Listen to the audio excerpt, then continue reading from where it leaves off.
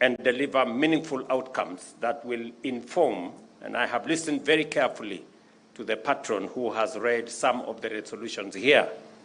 Some of the resolutions that you have arrived at in this forum will inform policy of government going forward.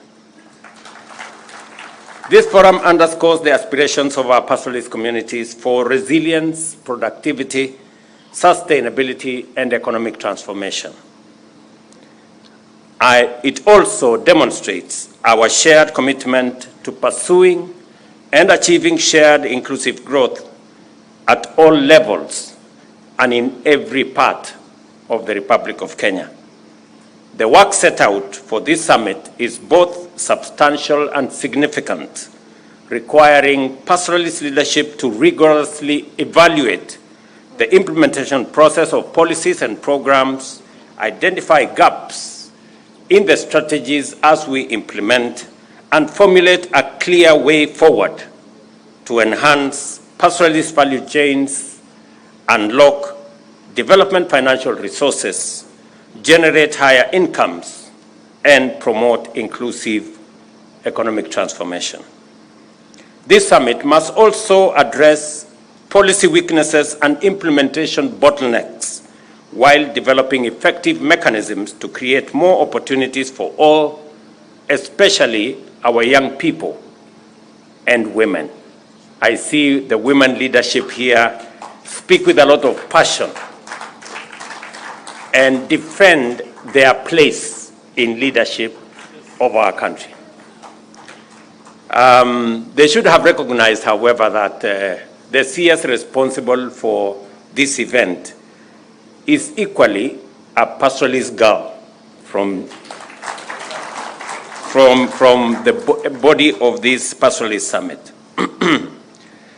The summit must also, in an implicit message that consistently emanates from this forum, and it must be clear, by working together in unity, we can overcome historical marginalization, promote inclusion, foster equity, and deliver prosperity for not just this region, but for the rest of the country as well. I listened to the chair of the FCDC, and he said correctly that the fortunes of our pastoralist communities are intertwined with the fortunes of the rest of Kenya. There cannot be, in my very honest analysis, a progressive Kenya without a progressive pastoralist community. 85% of Kenya is arid and semi-arid. And therefore, if we have to speak positively about the progress of Kenya, it is not possible to leave behind 85% of Kenya that is arid and semi-arid. And therefore, it is imperative that as we plan the way forward, if we have to move the country together, and if we have to tap into the potential that exists in our country, the pastoralist arid and semi-arid areas must be part and parcel, if not central, to the development of Kenya going forward. In any case, the greatest potential today exists not in the rest of Kenya, but the greatest potential exists in arid and semi-arid areas, in the pastoralist community areas. I take this opportunity to express my gratitude to our development partners who have been strong supporters of this organization, in particular to thank the Swiss ambassador and the UNDP lead for your participation, your belief in this forum, and your support, as always. Your consistent support has been invaluable and has gone a long way to facilitate the implementation of important strategic objectives. Thank you for complementing the government support in this event and in the programs that we run together. To build on the foundation of previous summits, pastoralist leadership must effectively address financial and policy challenges hindering the full realization of economic potential of pastoralist people and region. Key areas that call for strategic attention include ending drought emergencies, scaling up fodder production, formulating a camel value chain strategy, privatizing livestock vaccines, and improving the overall livestock sector.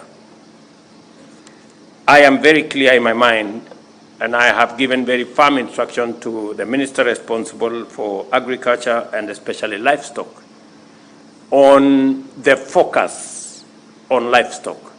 We haven't given livestock the attention it deserves.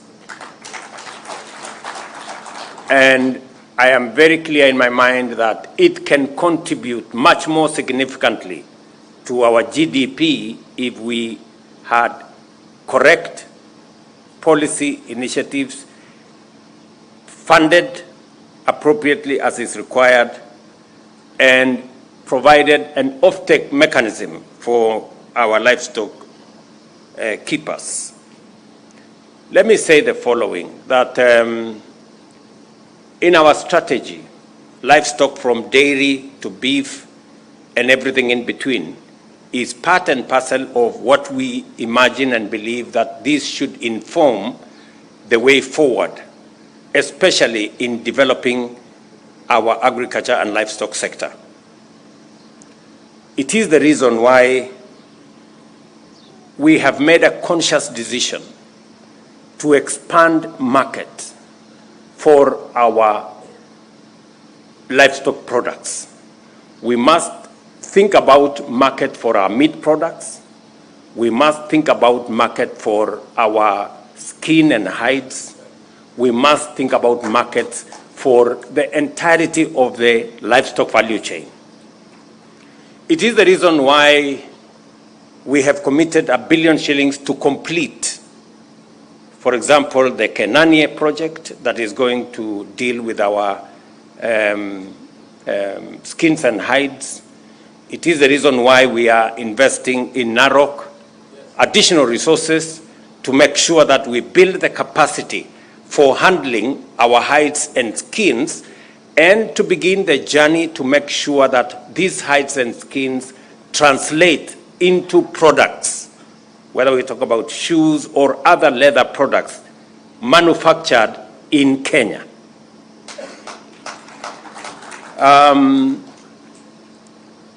Early next year, I will be presiding over the Kenyatta project opening that will give us 500 acres with the most modern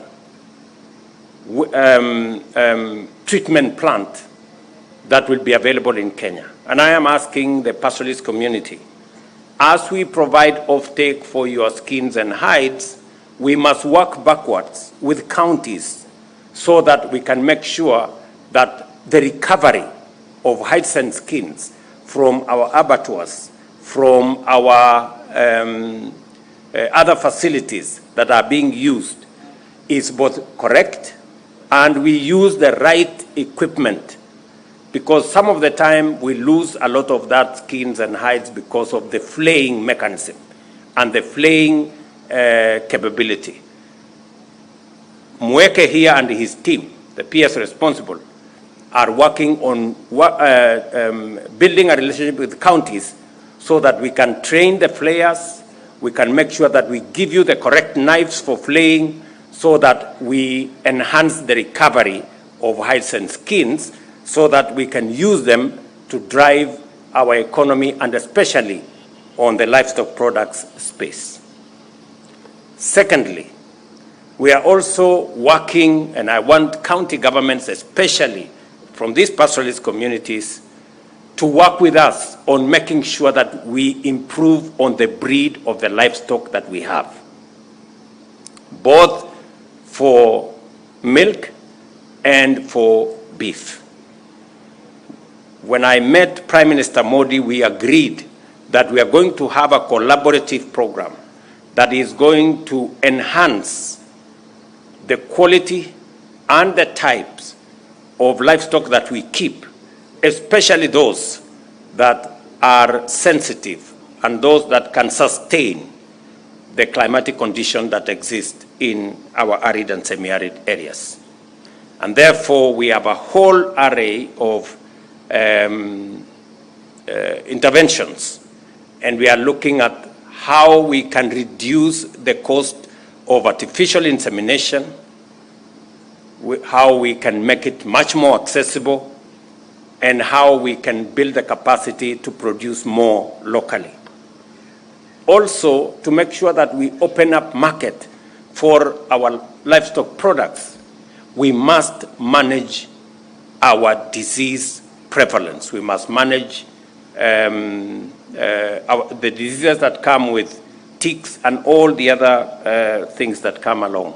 And it is the reason why I have made a policy decision that because we have never been able to manage disease around Kenya, because we vaccinate in one county, the other county has not vaccinated, disease move from here to there.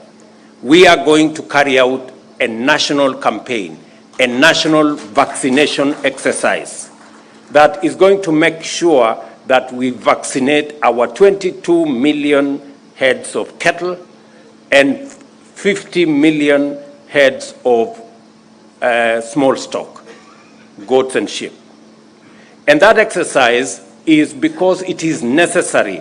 That vaccination is necessary because we want to create a disease-free country, and so that we can market our livestock products to destinations that today we have been denied access to certain destinations because of our disease control inadequacies. That is the primary reason. And for the avoidance of doubt, the vaccines that we will be using are produced in Kenya by Kenyans. Kevevapi, our own institution is going to produce these vaccines. We have one of the largest vaccine producers in Africa, in Kenya. Today, we are selling vaccines to other countries. And I want to tell livestock keepers, starting from myself, because among the livestock that is going to be vaccinated is my own cattle. You know? So, there is an evil spirit in Kenya that is resident in some leaders. They churn out falsehood. They oppose everything for the sake of opposing. I mean, foot and mouth disease, PPR, are diseases we have been fighting ever since I was born. It is nothing new. So anybody opposing vaccination to eliminate FMD and PPR is simply mad and unreasonable and possibly stupid. I mean, honestly, how else can you explain? You know? Or maybe they don't have cattle. Maybe they don't understand what this is all about. You know? So if you are used to planting things, you don't know about livestock, please, when we are having a conversation about livestock, shut up. At least for those of us who keep cattle. So we are going to carry out this vaccination because it is the right thing to do. Because we need to take charge of disease control and open up markets for our animal products. And we are going to use vaccines that are produced by Kenya right here at home, so that even as we develop vaccines that we are selling to other countries, we are doing the same to our country. Let me also say that, like its predecessors, this summit is a critical forum for advancing key agenda, and its legacy reflects very positive impacts. The first summit held in Narok in 2014 shone light on peace, security, and infrastructure deficit, which required urgent attention. In 2016, the Isiolo Summit advocated for the operationalization of the Equalization Fund and the expansion of livestock markets. The Garissa Summit in 2019, for its part, focused on socio-economic development and counter-radicalization and the promotion of community climate resilience. Your deliberations here are not in vain, because we will deal with them, and I am committed to ensuring that the consensus you strike here must inform government policy. As you know, the policy and institutional outcomes of the past summits included the implementation of the Equalization Fund, the Livestock Marketing Board, and the National Livestock Insurance Program. These initiatives have since been implemented to reflect our commitment to partner with you to enhance drought resilience and promote sustainable development. And let me request at this point that the leadership of the Pastoralist Summit work with my Minister for Livestock so that next week we can identify and appoint the leadership of the Livestock Marketing Board. I mean next week. And it must include women so that we don't have it must include women. So, Mweke, you're representing the minister here. Next week, by Thursday, we should have that Pastoralist Marketing Board appointed, the leadership, and work with the leadership of the pastoralists so that we can identify the right people and the people who understand the subject matter of how we want to move ahead together. Recognizing persistent disparities in ASAL regions, the government of Kenya launched a $2 billion North and Northeastern Development Initiative, commonly known as NEDI, to address historical neglect and promote inclusive growth. To enhance its effectiveness going forward, I have directed that its implementation be implemented now from my office. And therefore, Rashid and your team will now move to my office so that I can keep tabs on what is going on. The newly established Livestock and Marketing and Products Board is key to organizing pastoralists into cooperatives and ensuring equitable market access. The Cabinet Secretary for Agriculture, as I have said, will expedite the appointment of the board and to make it operational by next week. Ladies and gentlemen, the modernization of pastoralist economies is crucial.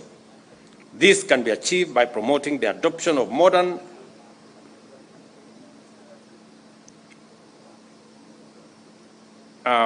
cooperative frameworks to manage production and increase the productivity of livestock and natural resource value chain. In this connection, I have instructed the Cabinet Secretary for Cooperatives to strengthen cooperative movement in northern Kenya and work with counties to train those responsible for the management of these cooperatives. Additionally, Equalization Fund continues to mitigate marginalization, having supported many projects in the past. And I was looking at the statistics this morning.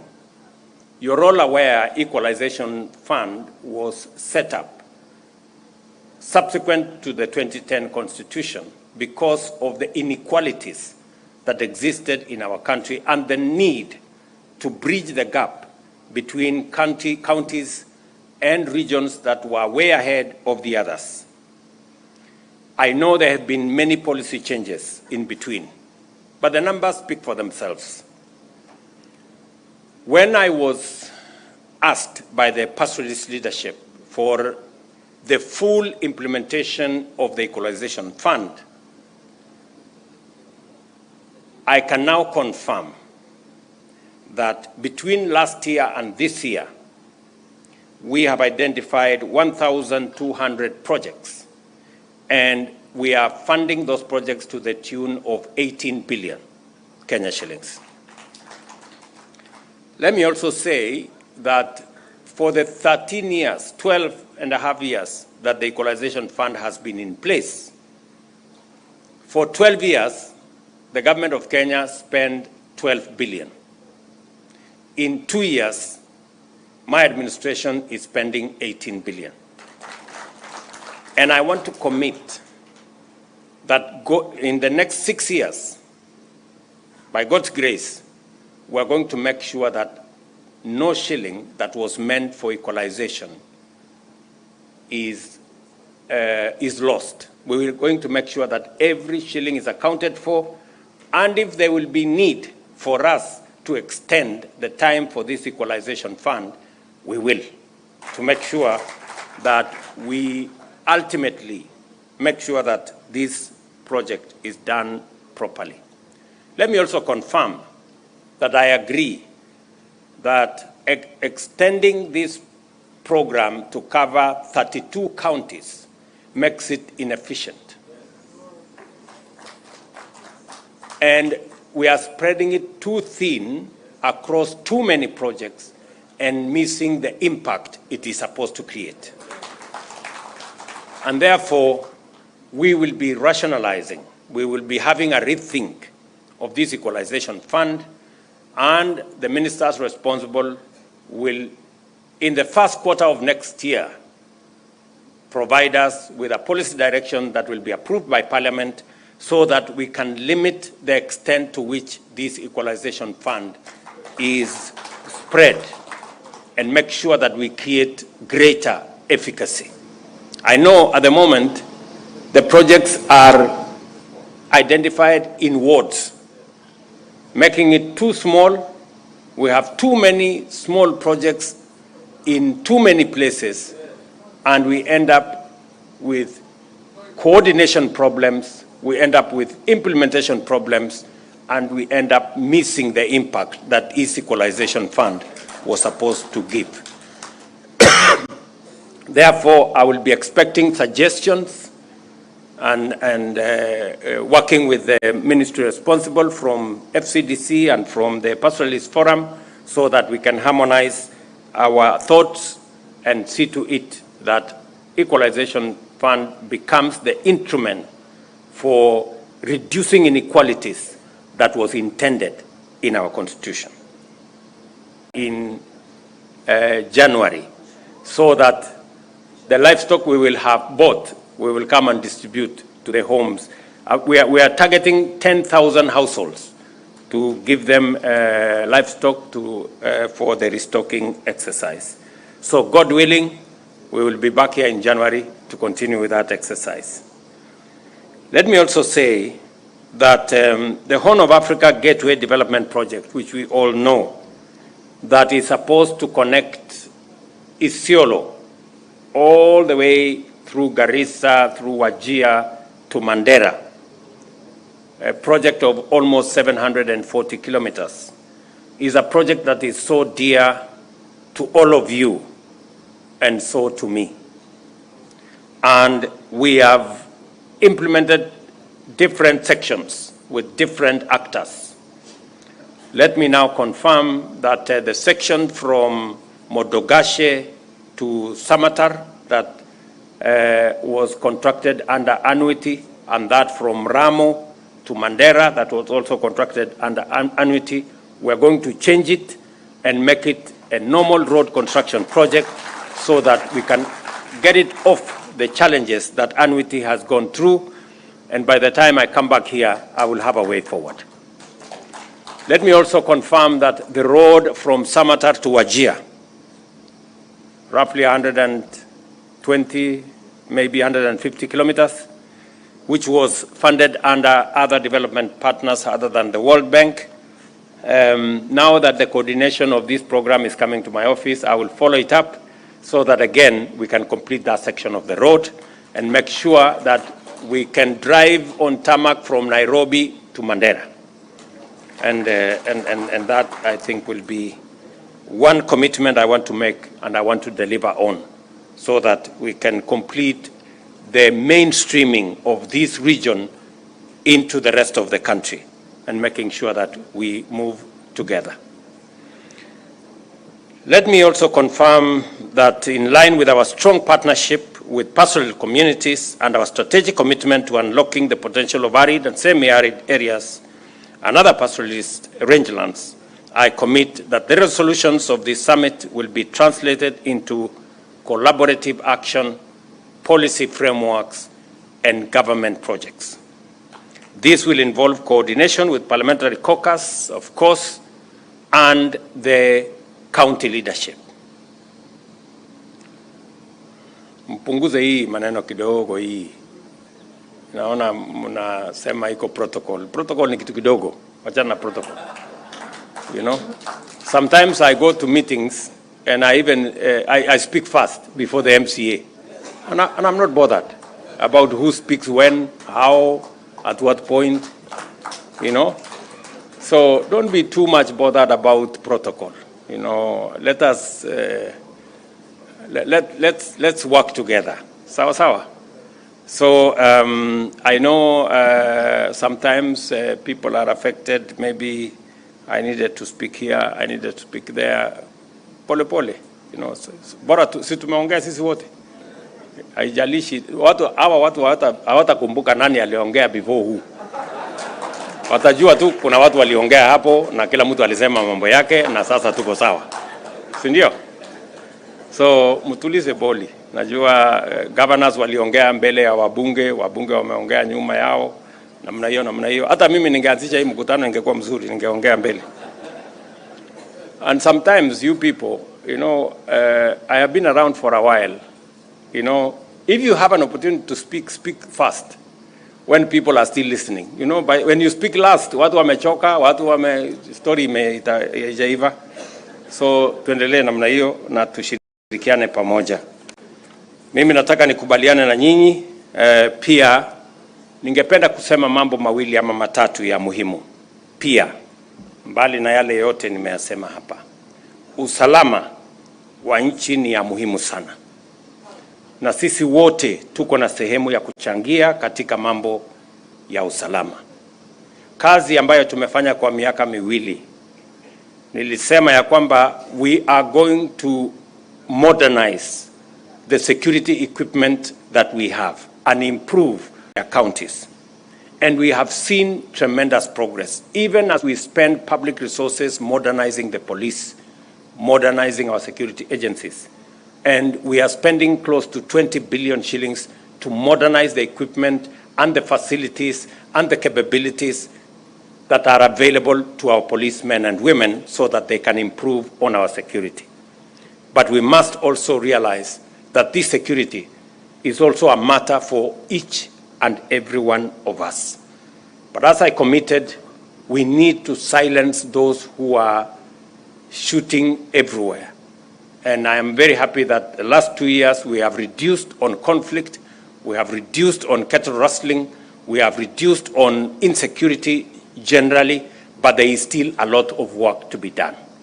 And I need the support, the collaboration, the partnership of all leaders, together with the security agencies, so that we can take charge of the security of our country.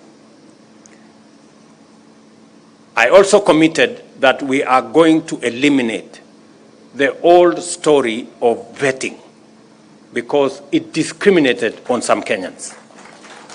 Today, our constitution and the law gives us the opportunity to make refugees Kenyans.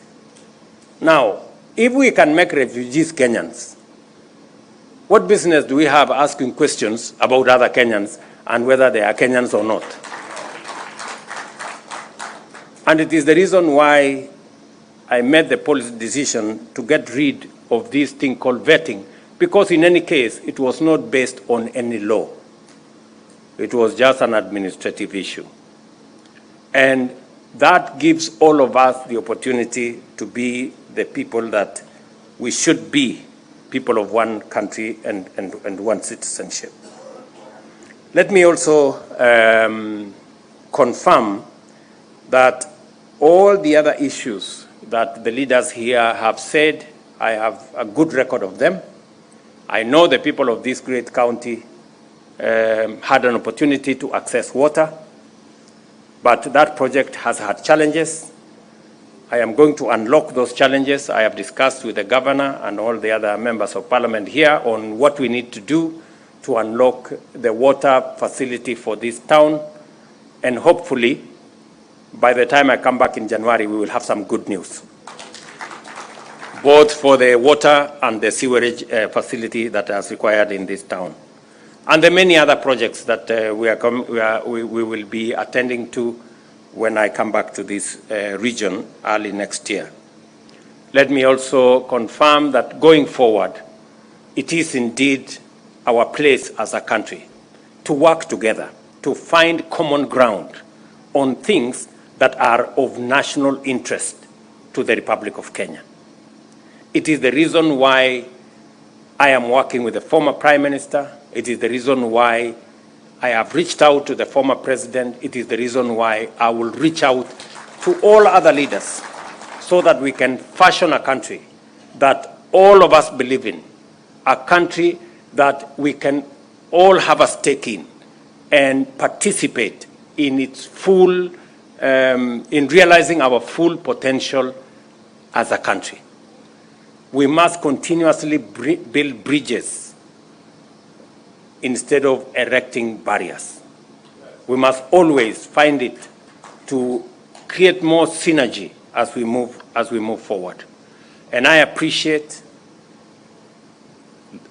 the leadership of many other groups and teams and sections as we work together in this common project called Kenya. It is not an individual program, it's not a personal project, it is our collective effort. And I appreciate that Professor Anyang' Nyong'o is in our midst to represent the former Prime Minister and to confirm that the former Prime Minister is somewhere in West Africa because he is our candidate for the Africa Union Commission Chair. And collectively, our support is necessary so that we can use his talent, his expertise, his knowledge to drive the African agenda, because Kenya cannot succeed if Africa fails. We need a successful Africa to have a thriving Kenya. So that's also very important to me and to all of us. On all the other projects, including what Governor Abdullahi has said, what Aden Duale has said, on projects that will inform the progress of our country, we must continuously work together, persuade one another. Even when there are misunderstandings here and there, we must continuously inform, we must continuously engage so that everybody can come on board as we implement these transformative projects, whether it is our savings culture, whether it is our education infrastructure and system, whether it is our health programs, or whether it is our infrastructure programs coming from housing to water to roads. We must all continuously work together in that space. And let me confirm to the people of this county and to the pastoralist community that I signed into law the water bill, I think 2 weeks ago, that now provides a bigger framework for matters to do with water harvesting, matters to do with water storage, as we look into the future, because to unlock the potential of our arid and semi-arid areas, water harvesting, water storage, water management is going to form a big and substantial part of unlocking the potential of this region. And that is why it is important for us to have a new policy framework and a legal regime that is going to support the process of our water management. Let me also confirm to you that as we hire more teachers, and this December, we are going to hire another 20,000 teachers, because education is important. And I want to tell the pastoralist communities, education is still a big challenge in this region. and leaders, pastoralist leaders to be specific, must mind about the education of the children of pastoralists as we do for the children of Kenya. I did say before, I will repeat again, that it is time that pastoralists take up teaching as a profession. Many pastoralists do not think a lot about, they like education, but they don't know that education comes with teachers. So there is no education without teachers. So if you don't have great consideration for teaching, then it undermines your belief in education.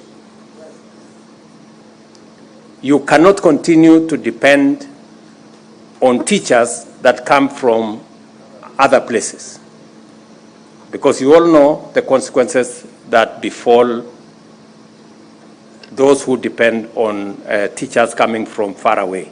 Whenever there is a small crisis, they find an excuse to seek a transfer, and you end up with classrooms that do not have teachers. I'm very happy with what counties have done. They have done more to sponsor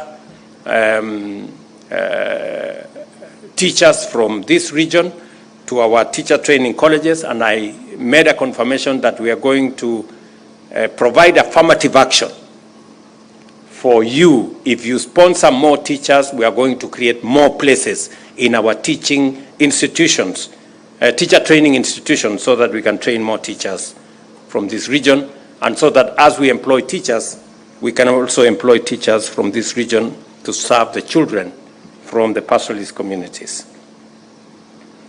So I want to thank you very much for this great meeting that we have had. I am very confident that going into the future, we can build a much more cohesive, much more united country as we contribute our best in making Kenya great. Thank you very much, and I look forward to the outcome of this summit. Asanteni sana. God bless you.